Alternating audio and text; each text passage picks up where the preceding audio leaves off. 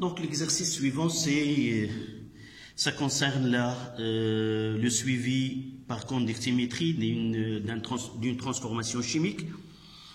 Le but de cet exercice est d'étudier la cinétique de l'hydrolyse basique ou la saponification d'un ester E de formule CH3COO C2H5. Ce qui nous intéresse, nous, ce n'est pas la formule, mais on tiendra une formule générale. Mélanger rapidement dans un bécher une quantité, donc on mélange rapidement dans un bécher une quantité N1 de 0,01 mol d'hydroxyde de sodium et une quantité N2 de l'ester en excès à 25 degrés Celsius. Une réaction d'équation, une réaction lente à pour équation. Je vais le noter d'une façon générale, ça ne nous intéresse pas la formule. RCO R' plus H au moins, ça donne, je vais essayer d'écrire là, RCO R' plus H au moins,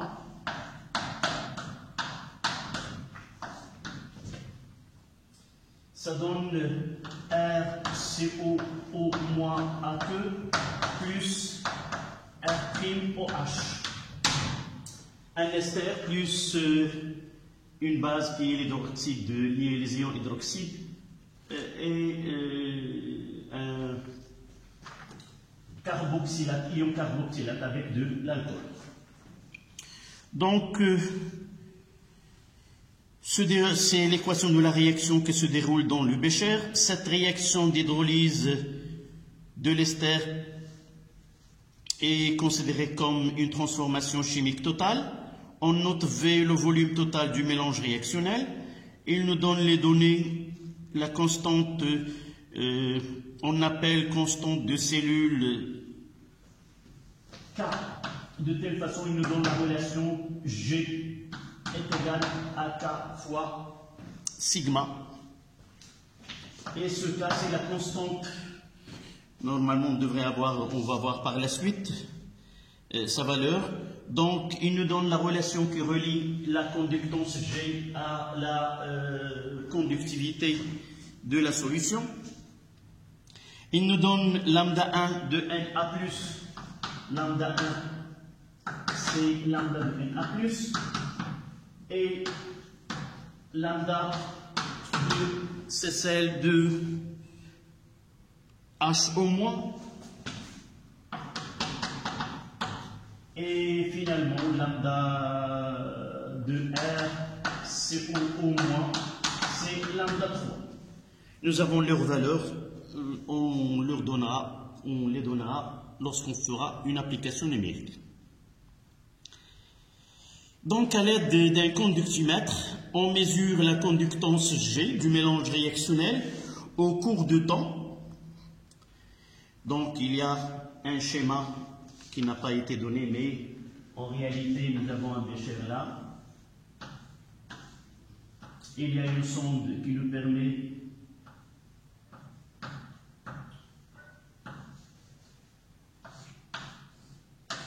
ici, c'est le conductimètre. Évidemment, on peut utiliser un agitateur magnétique. Donc, la première question, expliquer la diminution de la conductance mesurée au cours de la transformation chimique. Là, nous avons les conductivités molaires des ions Na plus H au moins. Ils vont nous aider à répondre à la première question. Mais avant cela, je rappelle que cette méthode que nous traitons ici, c'est une méthode qui est physique et elle est basée sur un principe, sur une loi en électricité, c'est la loi d'Ohm, où U est égal à RI. Donc, au bord d'un dipôle de résistance R, il y a une relation de proportionnalité entre la tension appliquée entre ces bornes et l'intensité qui passe dans ce dipôle. Les chimistes ont essayé de savoir s'ils peuvent appliquer cette loi d'Ohm aux solutions, puisque le courant électrique il est assuré par la migration des électrons ou une double migration des ions, les ions positifs dans le sens conventionnel et les ions négatifs dans le sens opposé. Mais ils ont pensé à utiliser cette loi pour donner ou pour dégager des informations sur ce qui se passe dans la solution. Donc ces ions-là dans une solution, une fois qu'on applique une tension, on utilise deux plaques et on applique une tension, nous constatons qu'il y a passage d'un courant électrique, c'est-à-dire il y a une mobilité des ions dans cette solution, et par la suite on peut lire une résistance R. Et dans certaines conditions, c'est-à-dire dans les solutions qui sont non concentrées, c'est-à-dire des solutions diluées, qui s'expriment en millimoles ou 10-2 moles, dans cette solution, nous constatons que vraiment ces solutions obéissent à cette loi E est égal à R. Nous, en chimie, c'est pas en physique. En chimie, on parle d'une résistance d'un matériau, d'un dipôle, mais pour les chimistes, ils essaient de connaître la mobilité ou ce qu'on appelle la conductivité ou la conductance de la solution. Au lieu de parler de la résistance, on parle de la conductance. Et c'est pour cela que nous avons défini G comme étant l'inverse de R. Et par la suite, nous aboutissons à la relation I est égale à G fois U. Donc en chimie, il vaut mieux de parler que I est égal à G fois U avec G, c'est la conductance, c'est-à-dire comment cette solution donne, comment cette mobilité des ions s'effectue dans cette solution. Et l'unité, c'est le Siemens. Là, c'est le ampère et là, c'est le volt. Là, c'était le ohm. Donc, pour nous, nous pouvons faire une mesure avec un voltmètre et un ampèremètre, connaître l'intensité du courant qui passe dans le circuit et la tension entre les bornes des deux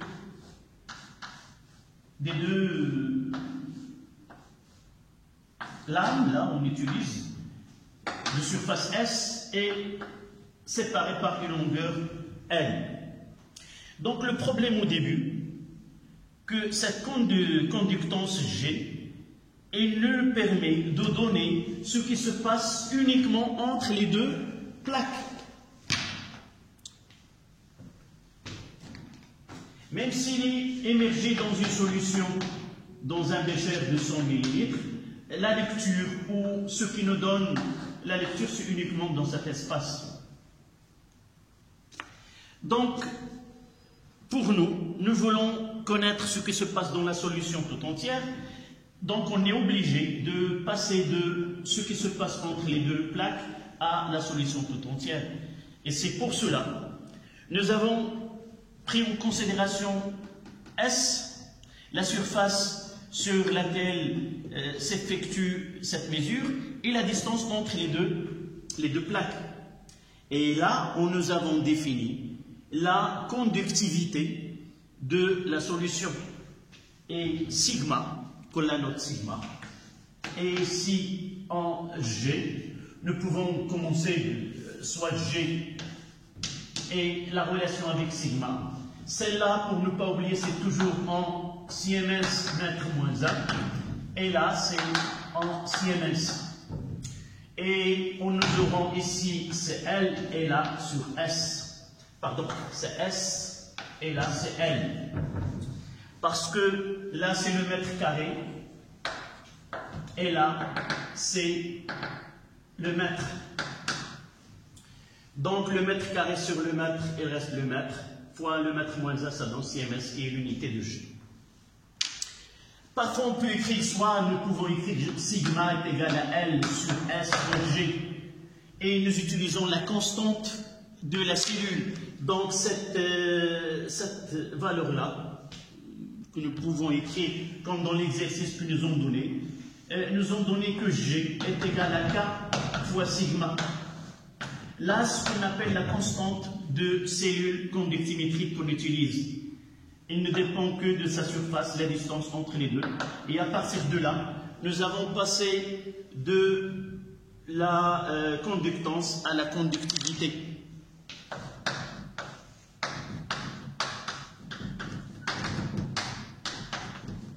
Et là, c'est la conductance.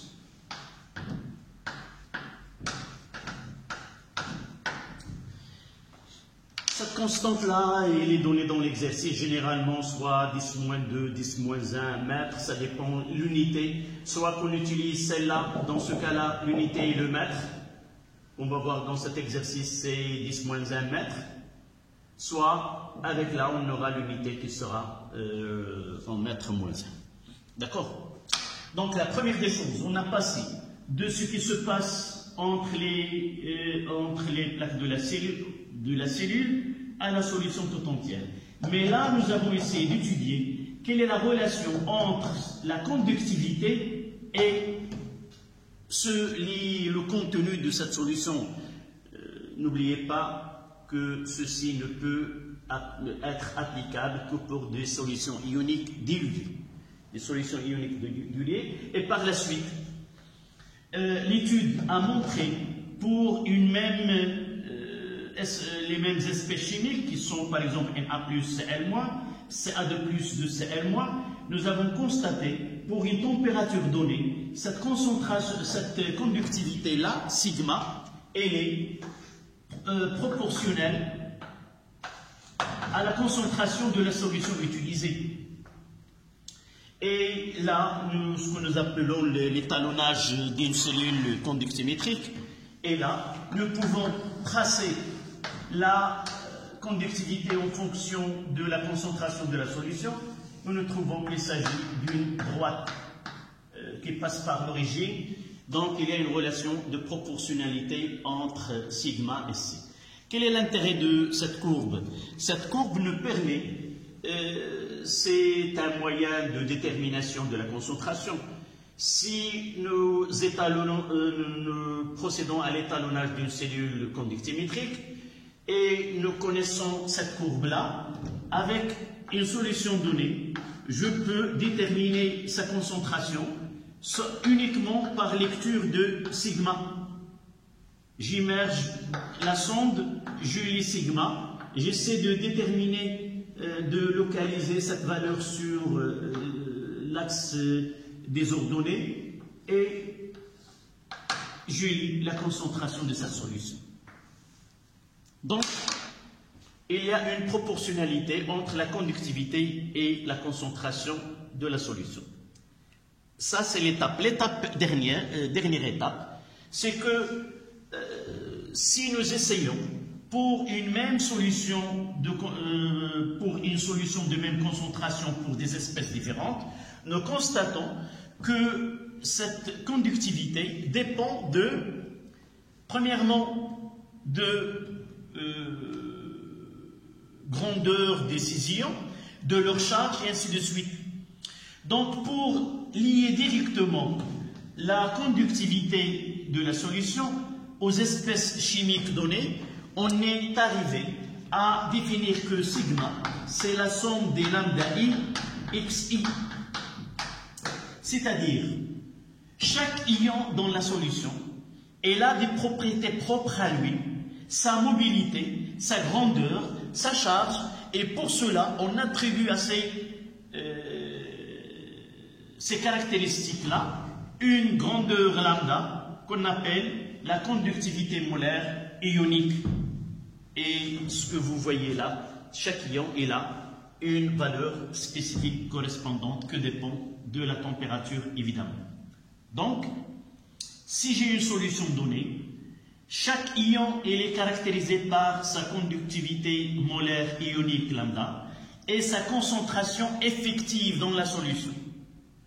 Une autre chose qu'il faut bien mettre en tête et faire attention dans les exercices, c'est que ce procédé-là est un procédé qui est physique. Il nous donne la mobilité des ions, qu'ils réagissent ou non, toujours ils sont compris dans ce sigma. Parfois, comme vous voyez dans l'équation que j'ai ici, cette équation, c'est l'équation de la réaction qui se produit entre cet ester et la soude, qui nous donne cette alcanoate et un alcool. Là, on ne voit pas la totalité des participants dans cette réaction.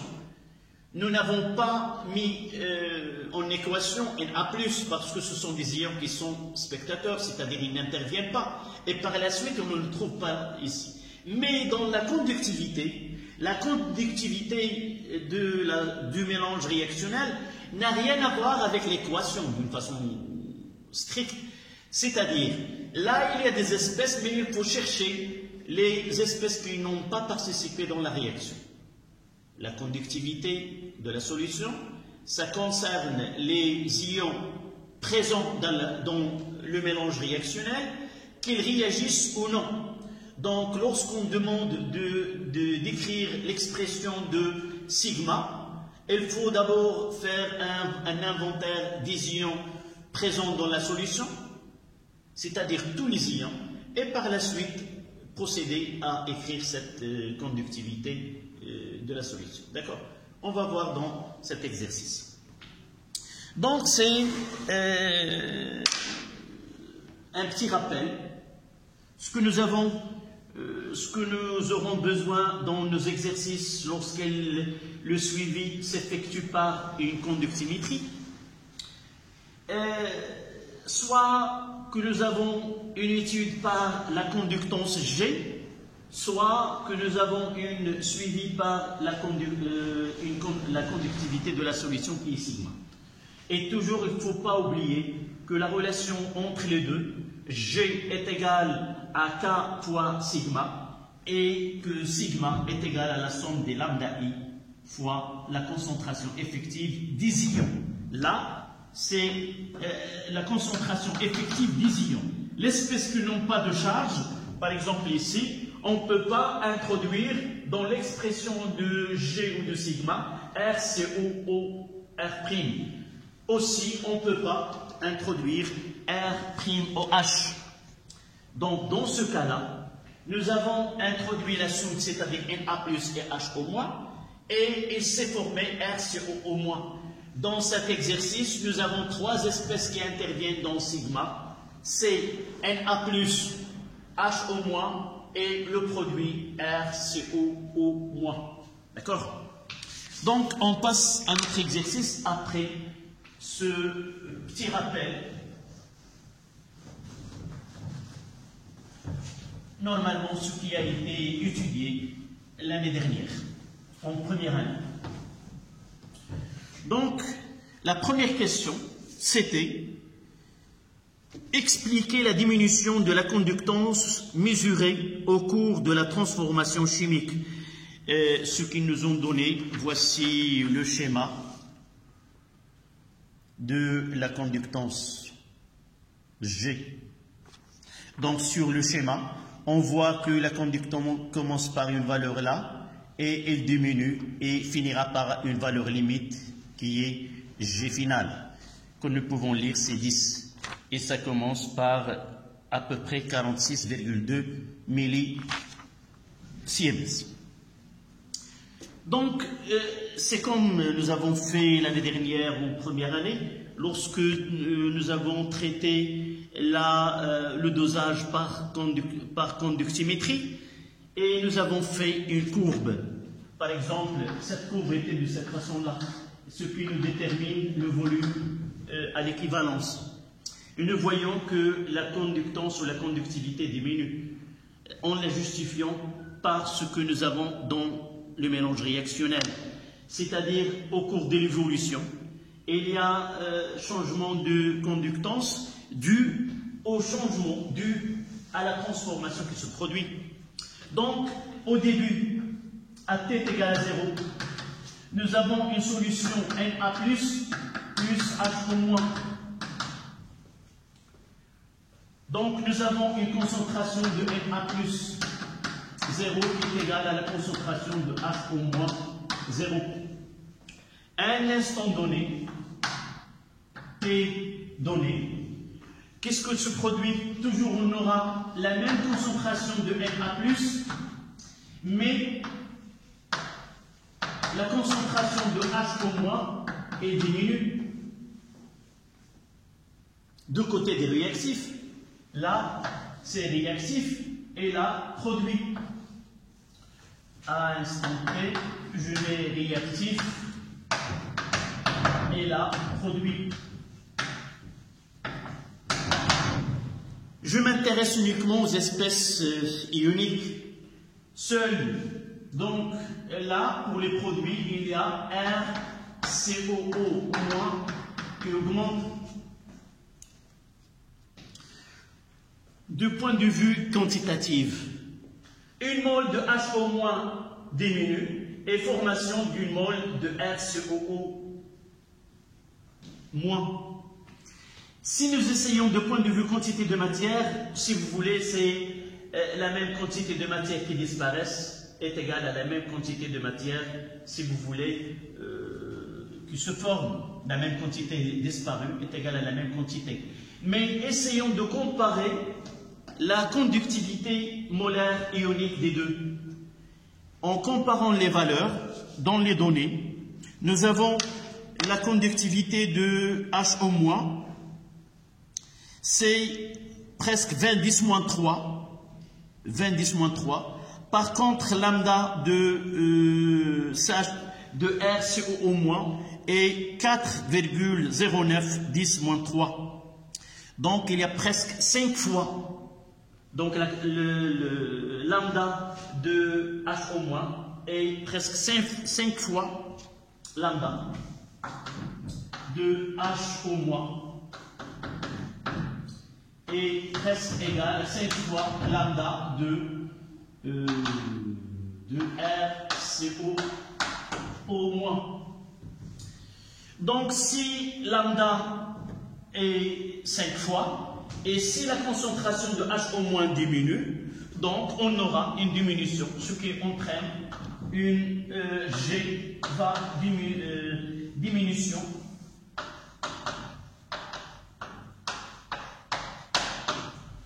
de G de T au cours de la transformation.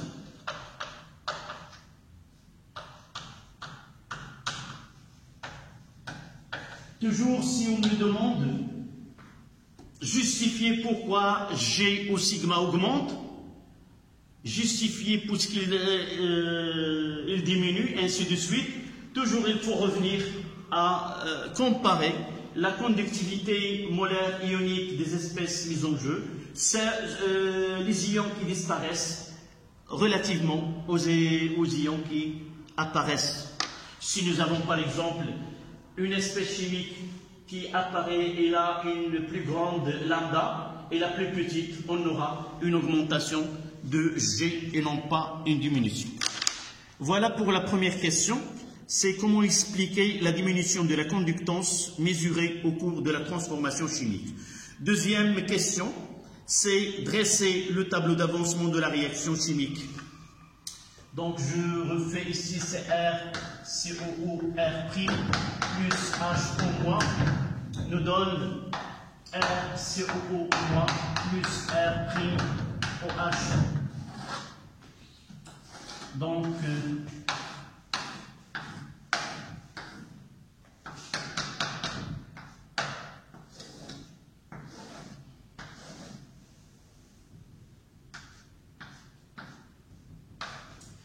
je relis les données pour mettre les quantités de matière. Ils nous ont dit que on utilise N1 qui est égal à 0,010 mol de là.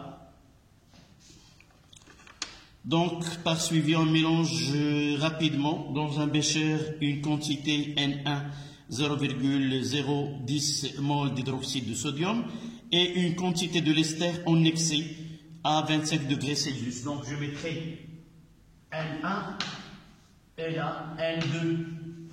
Je peux mettre même excès en excès. et là c'est 0, et là 0. Là c'est n1 moins x, et là x, et là x. Et là c'est n1 moins x final, ou x max. Ils nous ont dit que c'est une transformation totale. M max, x max et x max. Donnez l'expression, donc dresser un tableau d'avancement de la réaction chimique. Donner l'expression de la conductance initiale à G0, à T est égal à 0 en fonction de K. Donc la deuxième question, c'est une demande de G0 en fonction de K, de N1 et de V. Donc G0 c'est à T est égal à 0, nous n'avons que Na plus et H au moins. Donc G0 est égal à K fois sigma 0 qui est égal à K fois lambda Na plus c'est lambda 1 multiplié par la concentration c'est N1 sur V plus lambda 2 fois N1 sur V avec lambda 2 c'est la conductivité molaire de, c'est ça, de H au moins. Donc je fais un petit ordre ici, donc G0 est égal à K fois N1 sur V fois lambda 1 plus lambda 2. Là c'est G0. Top. Donnez l'expression de question, ça c'est la question 1, 2, et là on passe à la question 3. Là c'est la question 3. Là c'est la question 2. Et là c'était la question 1. Comment justifier la diminution de la conductance du mélange réactionnel? Donc la question suivante c'est 4. Donnez l'expression de la conductance G à chaque instant en fonction de x, de k, de n et... Donc la question 4. Donc on fait un bilan des ions. Nous avons Na+, G là, Na+, H et RCO-. Donc ce G est égal à K fois sigma, avec sigma est égal à lambda 1 fois, pour Na+, il n'apparaît pas, c'est N1 sur V, voilà, plus lambda 2 pour H au moins, la quantité de matière c'est N1 moins X, N1 moins X sur V, plus lambda 3, l'ion c'est X sur V. Je fais un petit j'ordonne cette écriture là et je mettrai d'abord sigma qui est égal à lambda 1 N1 sur V plus lambda 2 fois N1 sur V moins là il y a je mettrai plus X sur V, facteur 2, lambda 3, moins lambda 2. J'effectue là lambda 1, N1 sur V1, lambda 2, N1 sur V1, celle-là. Il me reste moins lambda 2 sur V, moins lambda 2 fois X sur V, et plus lambda 3 fois X sur V. Donc voilà l'expression. Je remplace donc G. Et j'aurai G est égal à K. Et n'oublions pas que cette partie-là, c'est G0. D'accord? Je peux, là, ce K fois lambda 1, je vais l'écrire par la suite K.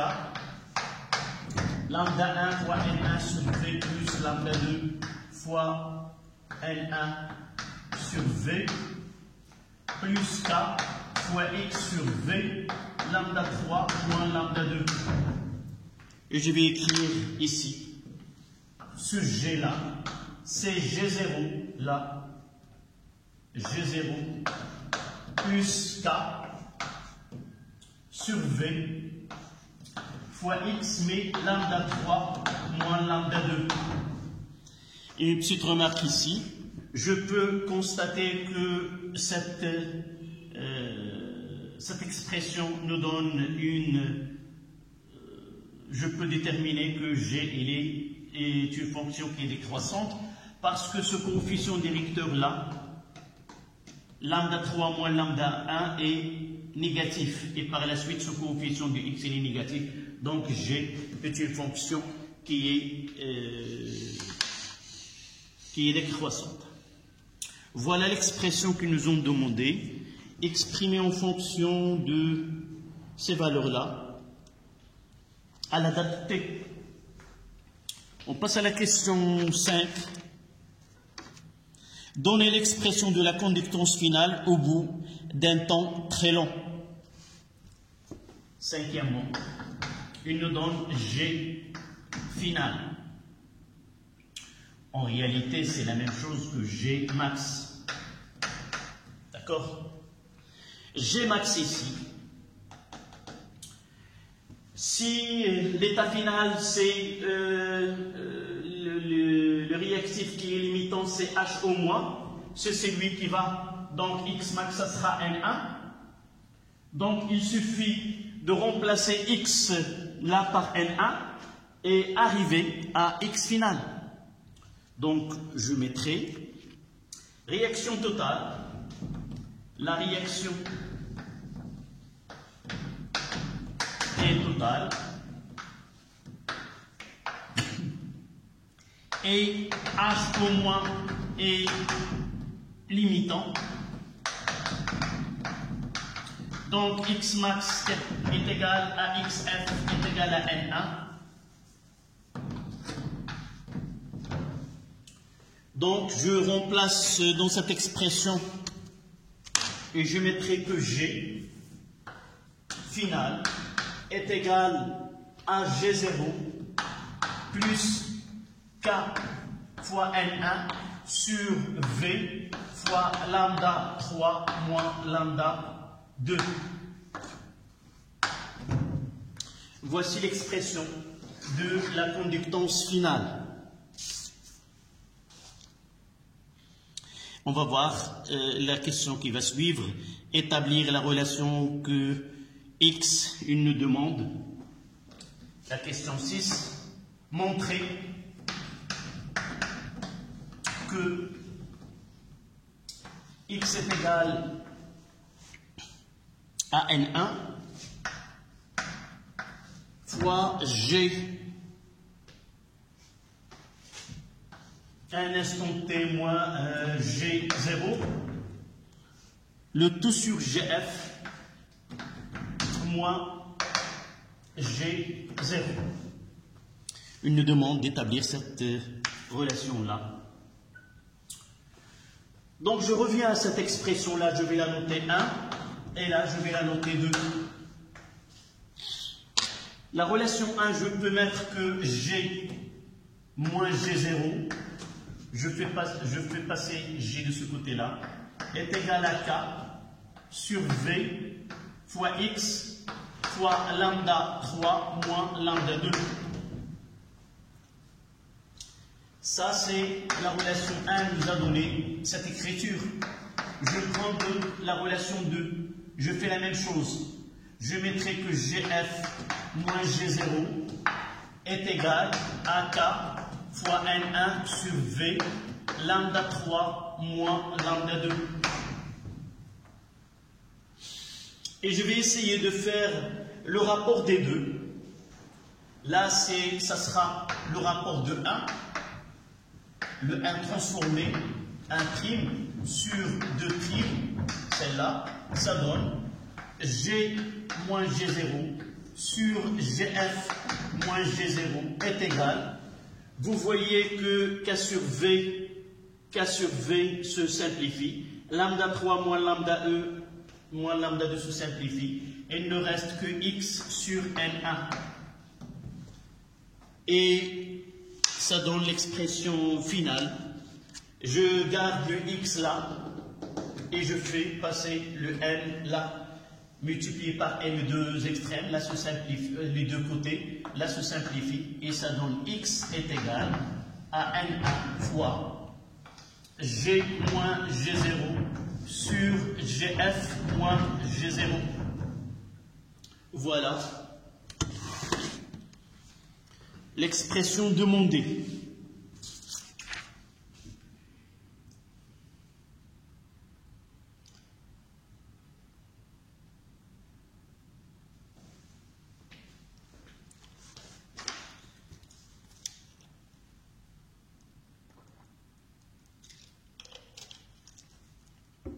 La question suivante, c'est, je vais faire de l'autre côté,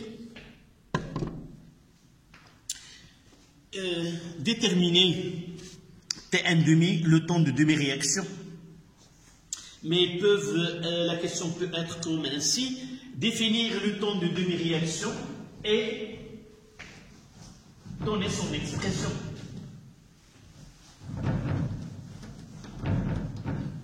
D'accord? Donc ça c'est la question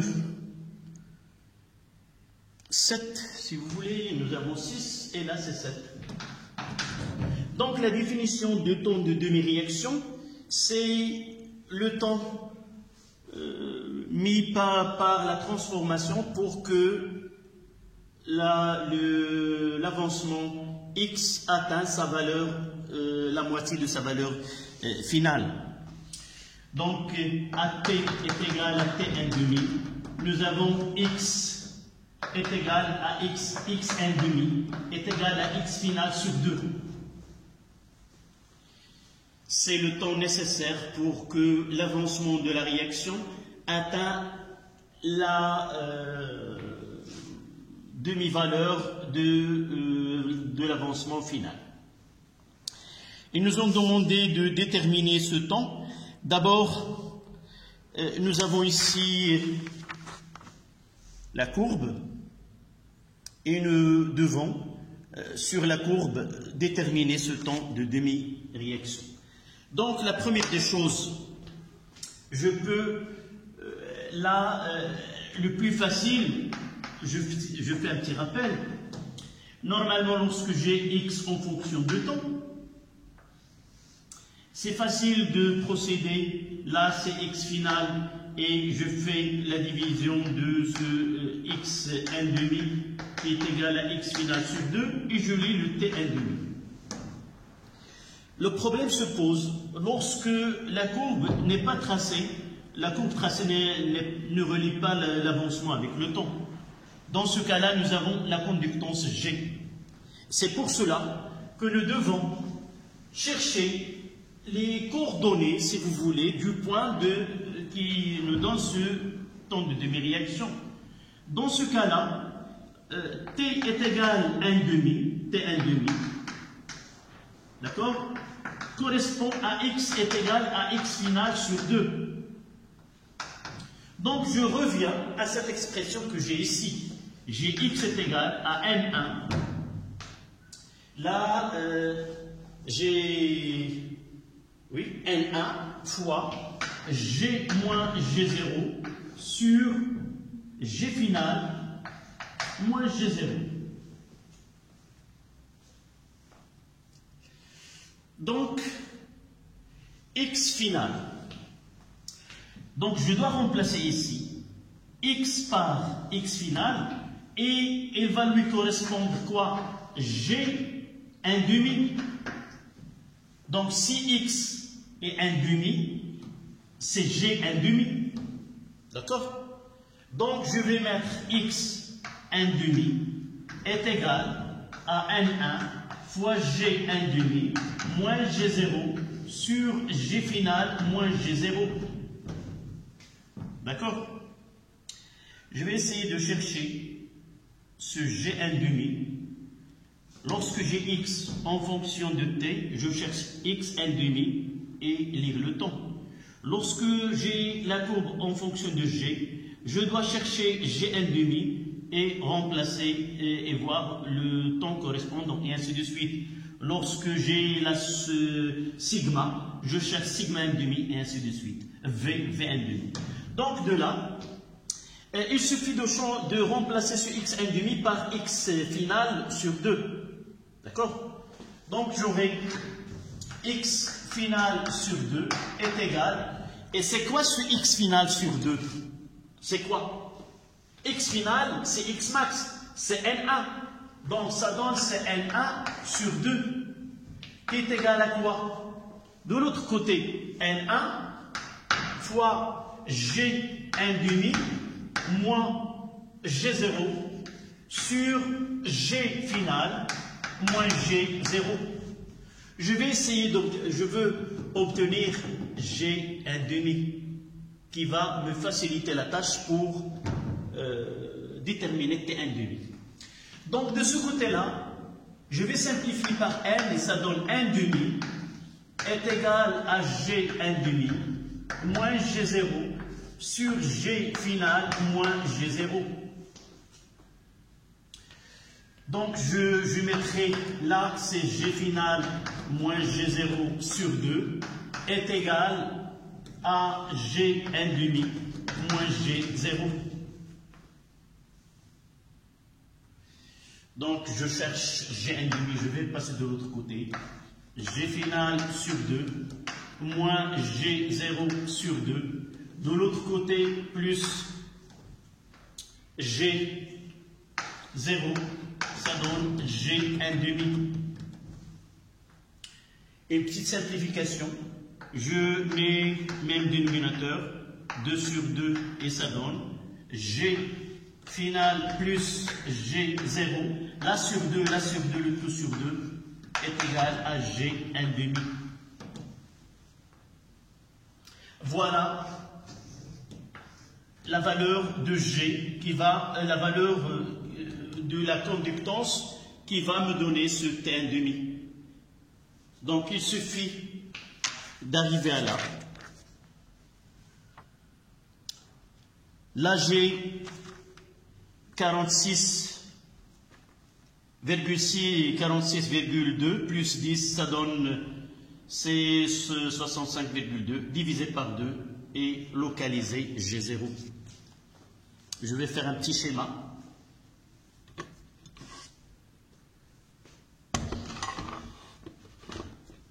Ici.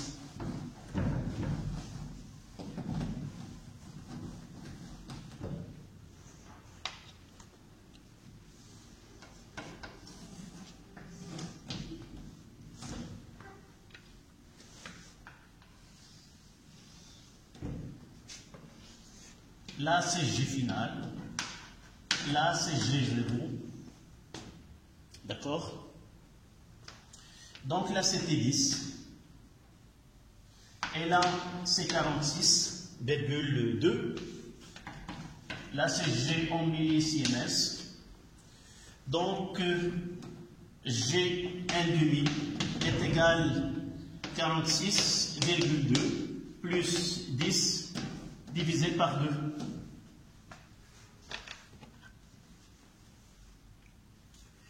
Et le calcul nous permet de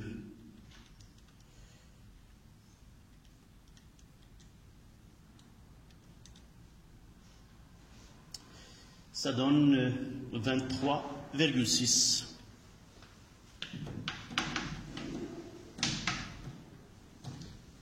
Évidemment, millisiemens. Non, j'ai fait une petite erreur là, je recalcule. C'est 46,2 plus 10 divisé par 2. C'est 28,1.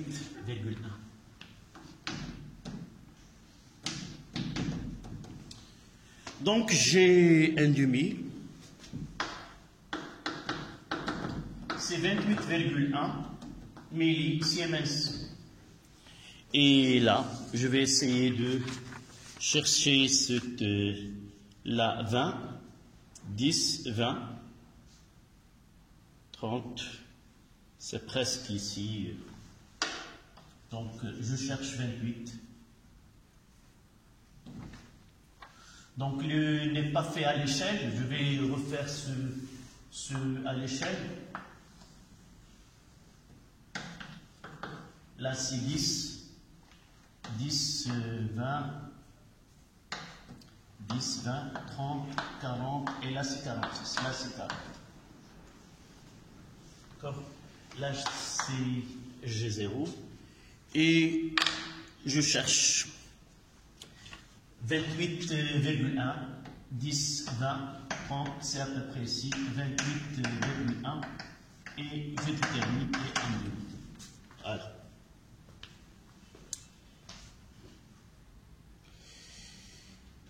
Ce qui reste comme question là, c'est la vitesse de réaction à l'instant t est égal 0. Et là, ils ont fait un 0. Donc là, c'est pas prévu, c'est presque. Vous aurez la feuille et essayez, là c'est 10, 20.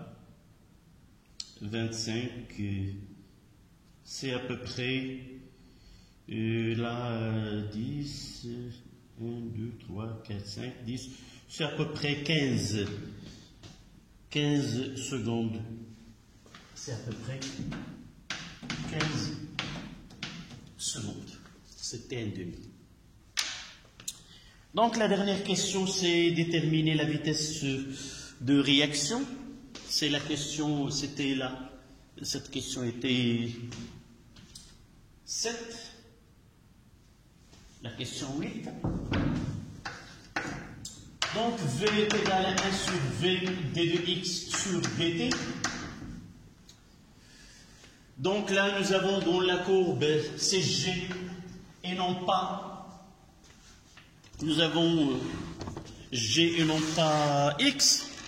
Donc, nous devons transformer un petit peu, nous devons transformer cette relation-là à partir de cette expression.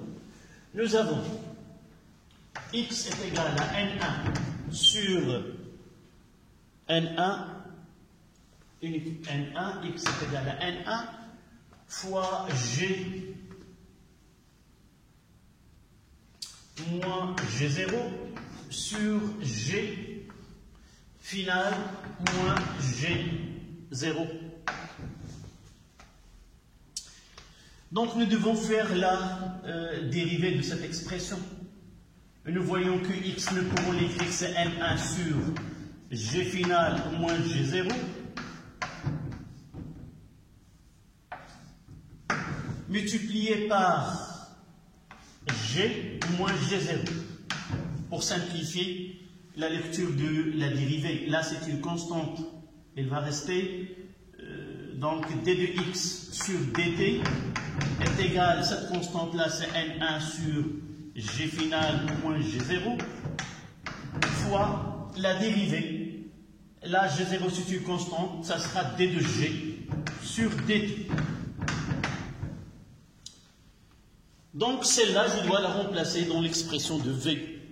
Et j'aurai, il suffit de diviser cette grandeur par grand V. Donc la vitesse de la réaction à un instant donné, c'est N1 sur grand V fois G final moins G0 multiplié par D de G sur dt.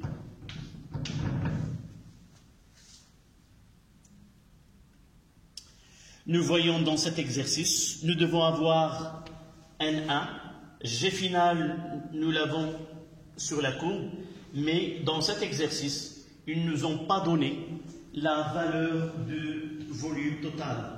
Je vais essayer de relire si je trouverai cette valeur. Donc, ils nous ont dit uniquement la quantité de matière, c'est 0,01 mol, c'est N1, il est donné. Et dans un paragraphe là, se déroule dans le bécher cette réaction d'hydrolyse de l'ester est considéré comme total, avec total comme une transformation chimique totale. On note V, le volume total du mélange réactionnel, mais sans qu'il donne la valeur de V. Une petite remarque que je ferai pour moi-même et pour mes collègues, cet exercice-là, il se trouve dans des baccalauréats françaises et dans les exercices donnés au baccalauréat française, c'est rare qu'on utilise la conductance ou la conductivité. En réalité, il donne tout ce travail-là dans l'exercice authentique. Mais à la fin, il ne donne pas l'évolution du système en fonction de G, mais en fonction de X. Et si on donne en fonction de X, on n'aura pas ce problème. Là, celui qui a traduit cet exercice ou celui qui a modifié l'exercice, il n'a pas pensé à donner le volume V. On prendra, pour que le calcul soit fait, que le volume ici c'est 100 millilitres. D'accord? On prendra 100 millilitres et on va continuer notre calcul. Donc, si nous, la première des choses, là c'est une relation qui est un peu, qui retrouve des grandeurs physiques comme la conductance, le volume.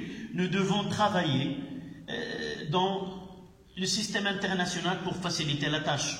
Ou nous pouvons travailler ici par le milliseconde, le coefficient en millisecondes, millisiemens sur la seconde, et là nous travaillons en millisiemens aussi. Mais il vaut mieux de travailler dans le système international. Donc là, un instant t est égal à 0. Donc, si je veux, c'est ça le plus important, le V à l'instant t est égal à 0, ça sera N1 sur V fois G final moins G0 fois D de G sur dt à l'instant t est égal à 0. C'est-à-dire, c'est un coefficient directeur de cette droite-là. D'accord?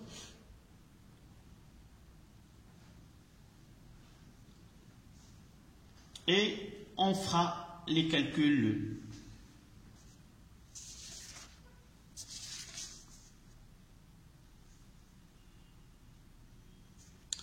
Voilà. Il nous reste à faire les calculs. Donc je passe à ce côté-là, faire l'application numérique. N'oubliez pas que le coefficient directeur il est négatif, c'est une fonction qui est décroissante. Et n'oubliez pas aussi que G final moins G0 il est négatif. Donc négatif avec la valeur, avec le coefficient directeur de cette droite aussi négatif, donc toujours la vitesse elle est constante, même si la fonction étudiée est décroissante. Donc je vais mettre ce V0 est égal à N1, c'est 0,01. 0,01 sur le volume. Nous avons dit là, je vais mettre le mètre cube. 100 millilitres, c'est 100 fois 10 moins 3, c'est 10 moins 1. Et je vais travailler en mètre cube. Donc là, en mol, 100 millilitres, c'est 10 moins 6. 100 millilitres, c'est 0,1 litre fois 10 moins 3 pour travailler dans le mètre cube. G final, dans la courbe, là, nous avons 10 moins G0, c'est 46,2. 46,2. Mais elle est en millisiemens. 10 moins 3. Voici la constante N1 sur V, G final moins G0, fois A0. C'est quoi A0? C'est le coefficient directeur de cette droite. Je vais essayer de mettre là une valeur absolue à A0. Et là, je mettrai une valeur absolue de 7 pour travailler, pour enlever le moins au numérateur et le moins au dénominateur. Donc, je vais lire là. Pour avoir A0 en valeur absolue, je choisirai ce point-là, c'est 46,2 10 moins 3 et 0. D'accord? C'est 46,2 10 moins 2 moins. Et je vais choisir un autre point là, ce point-là. Et là, je peux lire cette conductance. C'est 10, 20, 30. 10 moins 3 sur, là c'était 0 moins, une déviation c'est 10 secondes, moins 10. Donc je calcule A avec une calculatrice. Donc là c'est moins 3. C'est 46,2 moins 30, c'est 16,2 10 moins 3. Donc 16,2 10 moins 3 divisé par 10. Ça donne 1,62 10 moins 3 à 0. 1,62 10 moins 3. Je vais essayer de refaire. C'est 46,2 moins 30 fois 1, 10 moins 3 divisé par 10.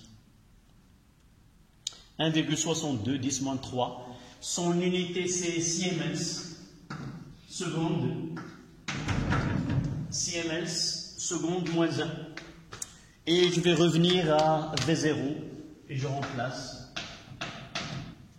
Ça sera 0,01 sur 10 moins 4 fois, là c'est 36,2 10 moins 3 fois ce A0. Donc 0, ça c'est 10 moins 4. 10 moins, en valeur absolue, c'est 36,2 fois 10 moins 3 fois 1,62 10 moins 3. Donc je simplifie ici 10 moins 3, 10 moins 3. Et ça peut me donner 0,01 divisé par 1, 10 moins 4 divisé par 36,2. Ça donne 2,7. Ça donne V0. Si je ne me suis pas trompé, 2,72. Pour avoir l'unité, j'ai travaillé dans le système international. Je n'ai qu'à revenir à l'expression ici de V. Quelle est l'unité de V dans le système international? Sans se contenter de voir G et ainsi de suite là, sans se casser la tête avec l'expression qui est là. Voilà. Donc je reviens à l'expression initiale qui est là. Et son unité, ça sera quoi? C'est mol. J'ai travaillé dans le système international. Mol, mètre moins 3. Seconde, moins 1. Voilà l'unité de cette vitesse-là. Donc cet exercice nécessite une donnée qui est le volume. Si nous avons le X, il n'aura aussi. Donc merci de votre suivi et à bientôt.